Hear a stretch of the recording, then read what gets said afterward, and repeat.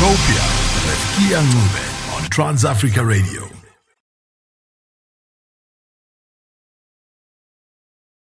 Let me tell you a little story about this girl. I found her before Ntogo Zabuji did.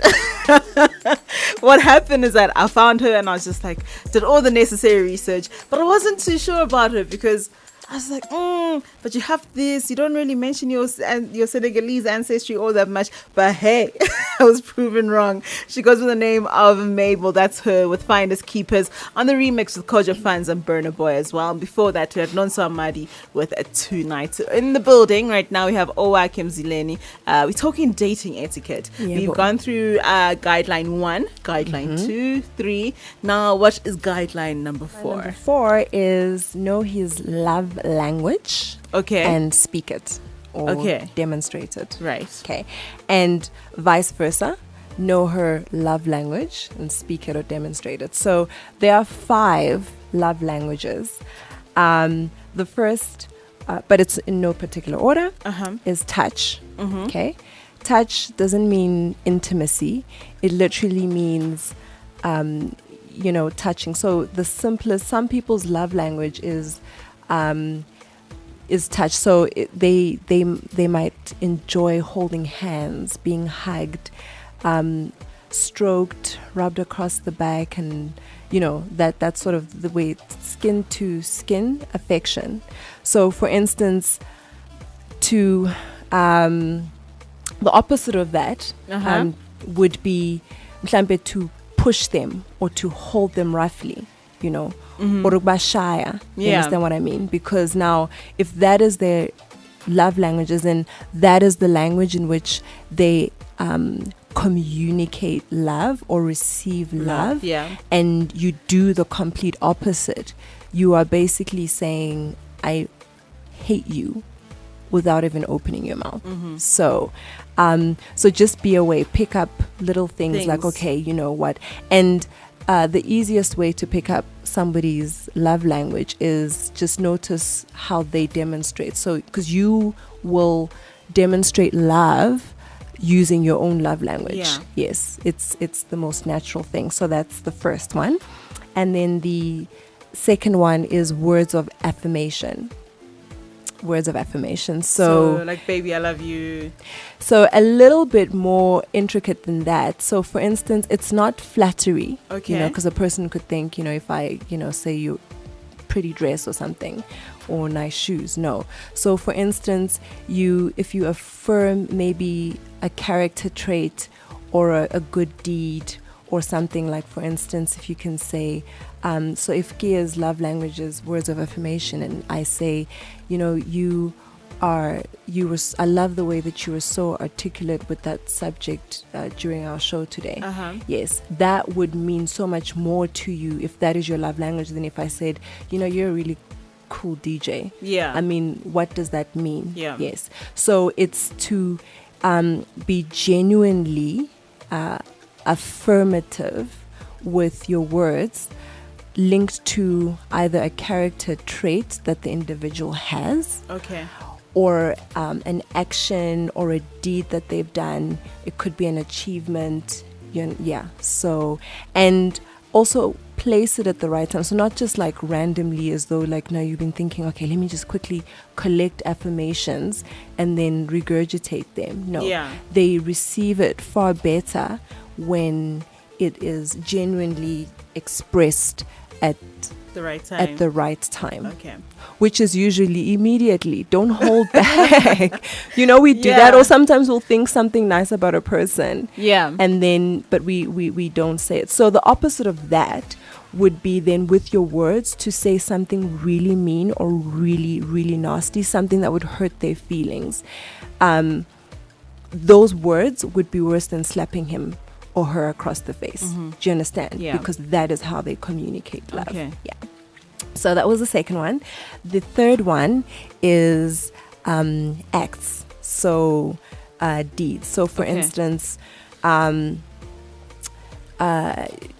you could do the dishes. You could take out the trash. You could wash the car. You could pour the fill up the car, with petrol. Yeah. You could bring his slippers, take off his shoes, and slip his slippers on. Yeah. You could make him a cup of tea or coffee, a pot of tea or a cup of coffee, like acts. Yeah. So you haven't said anything, but you've done something lovingly towards them. Okay. Yeah. So these type of people usually get taken for granted. I need to. That's how now they're gonna communicate their love, and you're like, you take it for, and you're like, oh, do this for me, do this for me, do that for me, whatever. No, if you do it for them, and you'll find little things throughout the day, or whenever, just to do a kind gesture. So the opposite of that would be to actually not do anything at all. Okay. Or if you can see that there is a need, maybe she really does need you to take the baby off her hands just for a few minutes so she can gather her breath or attend to something else, and you don't do it. Or she's really tired and she has had sleepless nights, and the baby's been waking up in the morning, and you're like, you know what, you sleep tonight, I will get up every time the baby is up. Yeah. You understand what I mean? If she's just arrived home with groceries and you're like, honey, don't worry, I'll bring them in. You understand? Yes. So that would be that love language. And then there is the love language of gifts. Okay. This one tends to be very much misunderstood because usually for guys, when it comes to girls, because they might think that she just wants things. You understand what I mean? But a person whose love language is truly gifts, it does not have to be bought or have cost you money. You could literally make something with your hands, and give it to her. It could be even like maybe a handful of sweets that were lying around in your handbag, and you pile them all together and you put them in a little wrapper, and you're like, here, I thought of you, or whatever it is. Then these people tend to be quite giving themselves. So what's the worst that you could do opposite to that? Not give anything at all. So for instance, yes, it's his or her birthday, and you don't have a gift. Dollar for real. You understand what I mean? Yeah. So like little things. It's actually not an expensive love language. Yeah. If you play it right, if you just demonstrate it well. Yeah. Okay. And then the last one is quality time. Is that one yours? No phones, no technology, nothing, and it's just the two of us. Yes, you're just there in their presence. So the complete opposite of that would be, I'm never available for you. I'm too busy. I'm not around. I don't come home. I don't, I'm just not there. Or if I'm there, I'm exactly what you were saying. Busy with I'm something. on my phone. Yeah. I'm on my laptop. You can just sit side by side, say nothing, and so quality time. So those are the five. That's the one for you? That's the one for me. Alrighty. And X as well. And X, yes. You get to know a person really more through their actions than their words. Yeah. So what's guideline number 5? Number 5. Well, so ladies, be on time, but keep him waiting. So that's a little bit of a, what's that word? It's a conundrum. Yes. So be on time but keep him waiting. Yes, be on time but keep him waiting. So what does that mean? It means arrive early wherever it is that you're meeting, say on your date or whatnot, or arrive on time, right? But wait in the car, touch up your makeup, read a book or whatever, until he calls or texts you and says, I'm here. And then you can say, oh, that's so lovely. All right. Please find us a seat. Okay. So you need to find him seated down. All right. Right? You do not want the opposite happening if you are a lady, especially if you are in the beginning of dating stages. But generally, even if, say, you're married. Now, you're going to be sitting there And even if he really is coming, he feels kind of crappy having kept you waiting, and you feel even crappier because now you're like, I've been waiting. You understand what I mean? Yeah. Also, it ties in hand with number one, which was don't be too available, because then it's like, oh my gosh, I've been waiting my whole life for you. It sends the wrong message to his psyche. Okay. Yeah. Unless you definitely know that he cannot not make the time that you set. Now you can't be waiting in the car for an hour, or whatnot. Yes, then you can get in and have a drink. But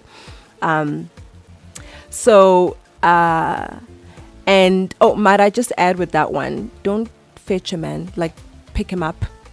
He must pick you up for the date. Okay. Or he must just meet you there. Yeah, meet me there. I'm not trying to have where no. I stay. Not now. No. Next thing you're stalking me. No. Ladies, no. Okay. I'd rather we arrive separately. Yes. Yeah. That's exactly what I'm saying. Yeah. Rather arrive separately. If he's taken public transport, it's cool. Arrive separately. But do not fetch a man. Okay. No. You're not the knight in shining armor. He is. No. Okay, versus so if we're saying ladies be on time but keep him waiting, versus for a man, never be late for a date. A gentleman does not keep a woman waiting. And if life happens, because sometimes these things happen, then say so. There's nothing worse than keeping quiet. She's actually not going to be angry because you are honest that I'm running a bit behind, there's traffic or whatever it is, I'm held up, than if you are now like late and you didn't even say anything. So but if you are meeting a lady, then you make sure that you arrange your things and your day in such a way that you are not late for this one. So treat it like a genuine appointment. Okay. If you would not be late to see your mother, or if you would not be late to the boardroom office or meeting, or if you would not be late to seeing your superior, your boss, she must not be. Yes. So you need to respect that. Makes sense, right? That makes a whole lot of sense. Yeah. Okay. And mind you, let me just say, you make it on time for people or appointments that you actually value. So what you are saying, if you are late or perpetually late, is I actually don't value you. Yes. Simple as that. Actions speak louder than words. Exactly. Remember #Utopia872 so I can catch all of your tweets real quick. Owakhe is giving us the last dating guide for us to implement in our lives. Yes. Okay. So ladies, he is the leader and protector. So let him open your doors, pull open your seat, hold your hand, etc., etc. So in other words, let him do what a gentleman would do on your date. Okay. So why is this? Okay, first of all, if you're thinking, because I've had a few friends who we've had this discussion with, and they're like, but my hand's not broken, I can open my own door and I can pull my own chair. It's not about the things that you can't do, right? But when you are, if it's your brother or your friend, that's different. This is somebody you are dating and or are in a relationship with. So if you are demonstrating by your actions, which we've already established is extremely important, that I am allowing you to be, a man as what you were created. So, lead me and protect me. Then in his psyche, he can't help but naturally fall into that role, because as women, that is what we want anyways. We want a man who is assertive, who takes his stand in his place as a man. And otherwise we'd be with same sex, right? Yeah, exactly. So all right, it's important because, so say for instance, let's take door opening example. So I'm talking about, let's say, a car door. If you've just arrived wherever it is that you're coming, you've arrived in the same car, and he steps out, he comes around and he opens your car door. He's already checked the coast. Is everything safe? Is everything clear? He helps you out of the car. You don't have embarrassing situations where you slip or you fall or whatnot. And there is something so sweetly and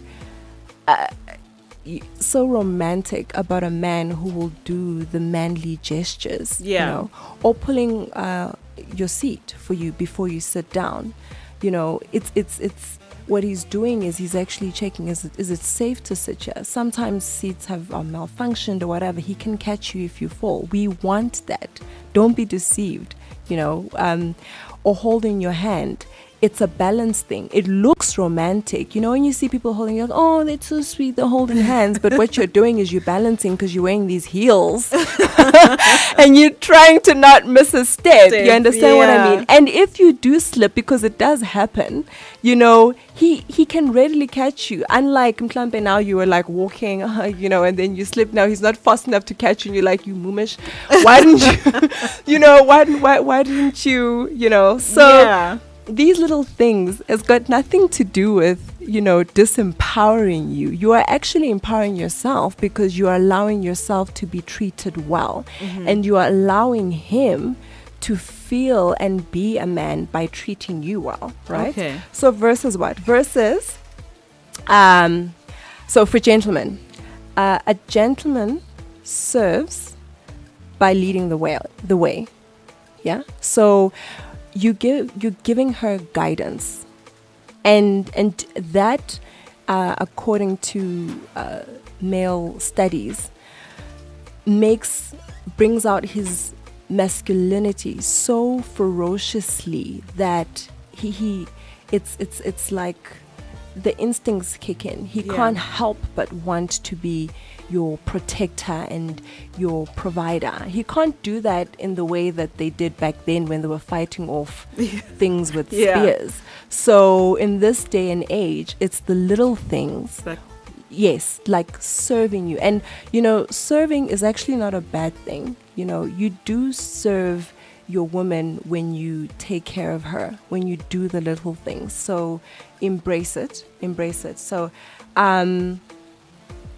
and it's mostly a safety thing. So look at it from that point of view then. If the word serve is a tough cookie to swallow, although it shouldn't be. It's actually very masculine to serve your woman. She does it naturally because she's a nurturer. But when a man does it, and mind you, just a little tip, if the more serving you were that evening, the more readily open she will be to blossom for you. Remember, the better the reward. Yes, the better the reward, because you are marinating her on another level. It's not like she's not going to be impressed that you could pull out your wallet and like pay for the bill. That's like so duh. But oh my gosh, this man actually pulled the seat for me. He opened my car door. You are marinating her deep down to her core that she is like, yes, I want you. You are communicating something. Yes, because if you are designed to lead and protect her, then what is she designed for? Every woman is designed this way. She is designed to then be led and taken care of. So you are actually pressing the right buttons when you are actually doing what she needs and what she wants. Yeah. So the motto is, whether you're a male or a female, give him or her what she wants, not what you want her to have. Don't try to change the mechanics of how a woman was designed or a man was designed. That's how they were built. So yeah, the instinct will kick in for you. So don't even worry like, oh, but I can't even do that. Yeah, you can. Yeah, you can. Just try it. And probably the older you are, men, And if it wasn't something that you were doing while dating a lot or at all, and it feels difficult or whatnot, you might have a mind block, which then you just need to allow yourself to chisel away. And if you're a lady, don't demand it. Don't say, open my door or pull my seat or whatever, even if you're saying it in the nicest way. So just sit patiently. And if it's taking a while, then don't rebuke it. Okay, open your door, step out, try again. Eventually, it will erode that hardness that has come from that perception of, no, I'm not gonna what for you. Yeah. Okay. Yeah. Hi, Sasa. She's basically been in a long distance relationship, right? Mm-hmm. And they met not so long ago. But she said that she was just emotionally distant from the whole situation because she didn't want to attach herself to someone that she's dating over long distance, right? Mm-hmm. And it became so tense between the two of them that eventually they were communicating via WhatsApp, even though they were in the right house.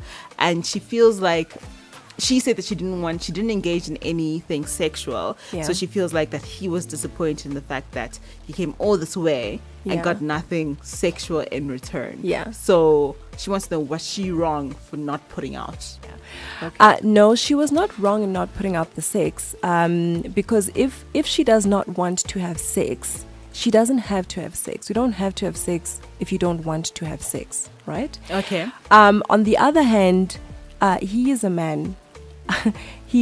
It's not wrong that he wanted to have sex. He wanted to have sex with her because, obviously there's been a build-up from his side. Yeah. And even if there wasn't a build-up, he's a man, he sees her, he's visiting her, they're in the same house, that's what he's expecting. So it's not a wrong thing. But then, for her to be forced, even if that force is self-inflicted, then you're not having sexual intercourse because it's something that you want to do. So no, don't pressure yourself. But that said, then looking at the fact that she was emotionally detached from him, even though they're in a long distance relationship, and now he's in her space, he's come to visit her, then the question would be, maybe, Sasa, ask yourself, do you really want to be in a long distance relationship? Because if you are going to then be emotionally detached because you're afraid of getting attached to him, then it's not fair on you, and it certainly isn't fair on the guy. Yeah. You're better off not being in a long distance relationship then if it's not your thing, if it's not for you. So I think sit down with self and ask yourself, is this really what I want? And not just in this particular, like in general. Am I a long distance type of lady? Or am I not? Yeah. But it seems to be leaning towards the She's not. Yeah. So be fair to him, because he can't help the way that he is feeling. Of course he wants you. And maybe for him, he doesn't feel that emotional detachment. But then, keep it real with yourself. Keep it real with him. And, try maybe having a relationship with somebody that that is closer to you. All right. Yeah. Thank you so much for coming through today. Thank you. We shall see you again very soon with the rest of you fierce more ladies. Yes, I can't wait for that. This was awesome. We had lots of fun. Lots of information has been passed through to us as well. How can we find you on social media? So I'm on Instagram. You can find me on Owakhe Mzileni. That is spelled Owakhe, my name, and then my surname Mzileni, Mzileni, and I will pop up right there. You're welcome to message me and whatever. We can chat. I don't mind making friends. And then you can find Fierce Moi, which is our, what are we, girl group. Me and my lady friends on Facebook. So that's Fierce Moi as in fierce, like fierce. Moi is the French word for me. M-O-I. Yes. So how do we spell fierce? It's F-I-E-R-C-E. Yes. Fierce. and then Moi is MOI. Yeah. So we look forward to meeting all of you on social media. Thank you so much, Kia, for having me. Thank you. And last time, shout out to Jasmine. Thank you for allowing me to stand in for you today. Bye. Until next time. Mwah! She's basically done my job for me. She's basically done my job for me. In just a few, we're finding out as to what's happening in and around the world. Her name is Owakhe Mzileni. Thank you so much to her for giving us these dating etiquette tips. Yeah, 6 guidelines is what she gave us, and I'm definitely keeping all of them. This is TransAfrica Radio.